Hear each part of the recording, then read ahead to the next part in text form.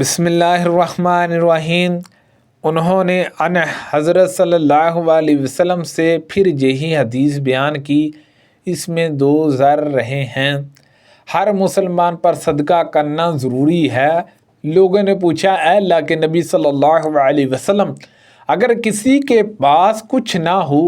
آپ صلی اللہ علیہ وسلم نے فرمایا کہ پھر اپنے ہاتھ سے کچھ کما کر خود کو بھی نفع پہنچائے اور صدقہ بھی کرے۔ لوگوں نے کہا، اگر اس کی طاقت نہ ہو؟ فرمایا کہ پھر کسی حاجت مند فریادی کی مدد کرے۔ لوگوں نے کہا، اگر اس کی بھی سخت نہ ہو؟ فرمایا پھر اچھی بات پر عمل کرے اور بری باتوں سے باز رہے، اس کا یہی صدقہ ہے۔ سبحان اللہ عز و جل۔ نصیبہ نامی ایک انصاری عورت کے ہاں کسی نے ایک بکری بیچی۔ یہ نصیبہ نامی انصاری عورت خود ام عطیہ ہی کا نام ہے۔ اس بکری کا گوشت انہوں نے حضرت عائشہ رضی اللہ عنہا کے جہاں بھی بھیج دیا۔ پھر نبی کریم صلی اللہ علیہ وسلم نے ان سے دریافت کیا کہ تمہارے پاس کھانے کو کوئی چیز ہے؟ عائشہ رضی اللہ عنہا نے کہا کہ اور تو کوئی چیز نہیں، البتہ اس بکری کا گوشت جو نصیبہ نے بھیجا تھا وہ موجود ہے۔ اس پر رسول اللہ صلی اللہ علیہ وسلم نے فرمایا کہ وہی لاؤ، اب اس کا کھانا درست ہو گیا۔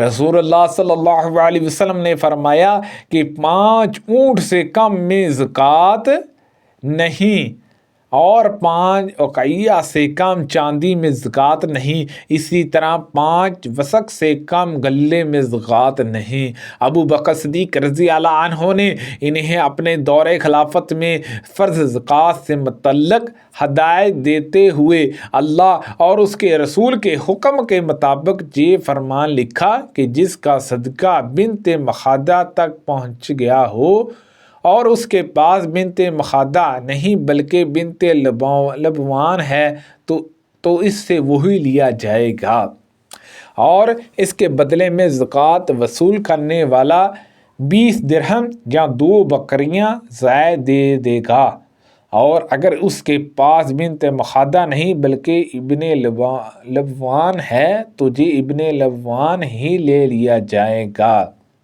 اور اس صورت میں کچھ نہیں دیا جائے گا۔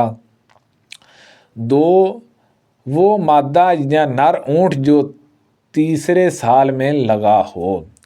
اس وقت موجود تھا جب رسول اللہ صلی اللہ علیہ وسلم نے خطبے سے پہلے نماز عید پڑھائی، پھر آپ نے دیکھا کہ عورتوں تک آپ کی آواز نہیں پہنچی، اس لیے آپ ان کے پاس بھی آئے۔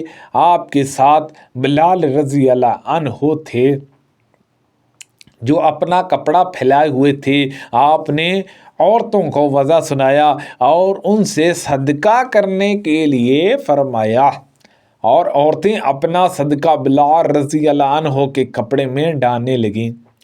یہ کہتے وقت ایوب نے اپنے کان اور گلے کی طرف اشارہ کیا۔ ابو بکر صدیق رضی اللہ عنہ نے انہیں وہی چیز لکھی تھی جسے رسول اللہ صلی اللہ علیہ وسلم نے ضروری قرار دیا تھا، یہ کہ زکوٰۃ کی زیادتی کے خوف سے جدا جدا مال کو یکا یک اور یکا جا مال کو جدا جدا نہ کیا جائے۔ ابو بکر صدیق رضی اللہ عنہ نے انہیں فرض زکوٰۃ میں وہی بات لکھی تھی جو رسول اللہ صلی اللہ علیہ وسلم نے مقررہ فرمائی تھی۔ اس میں یہ بھی لکھوایا تھا کہ جب 2 شریک ہوں تو وہ اپنا حساب برابر کر لیں۔ ایک دیہاتی نے رسول اللہ صلی اللہ علیہ وسلم سے ہجرت کے متعلق پوچھا، یعنی یہ کہ آپ اجازت دیں تو میں مدینے میں ہجرت کر آؤں؟ آپ نے فرمایا، افسوس، اس کی تو شان بڑی ہے، کیا تیرے پاس زکوٰۃ دینے کے لیے کچھ اونٹ ہیں جن کی تو زکوٰۃ دیا کرتا ہے؟ اس نے کہا کہ ہاں۔ اس پر آپ نے فرمایا کہ پھر کیا ہے، سمندروں کی اس پار جس ملک میں تو رہے وہاں عمل کرتا رہے، اللہ تیرے کسی عمل کا ثواب کم نہیں کرے گا۔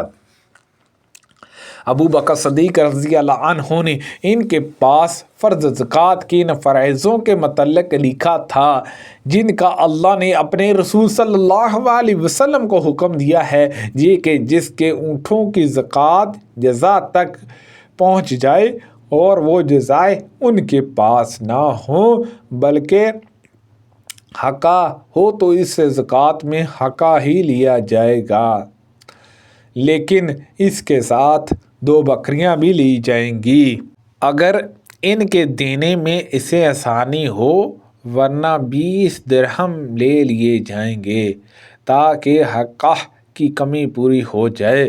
اور اگر کسی پر زکوٰۃ میں حقہ واجب ہو اور حقہ اس کے پاس نہ ہو بلکہ جزا ہو تو اس سے جزا ہی لیا جائے گا، اور زکوٰۃ وصول کرنے والا زکوٰۃ دینے والے کو 20 درہم یا 2 بکریاں دے گا۔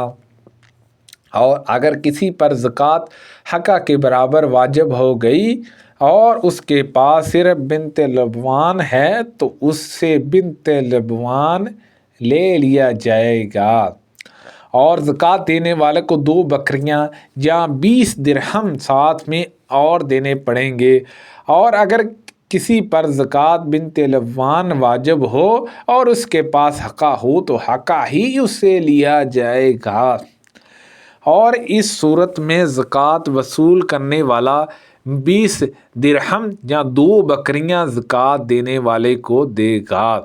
اور اگر کسی کے پاس زکوٰۃ میں بنت لبوان واجب ہو اور بنت لبوان اس کے پاس نہیں بلکہ بنت مخاض ہے تو اس سے بنت مخاض ہی لے لیا جائے گا، لیکن زکوٰۃ دینے والا اور اس کے ساتھ 20 درہم یا 2 بکریاں دے گا۔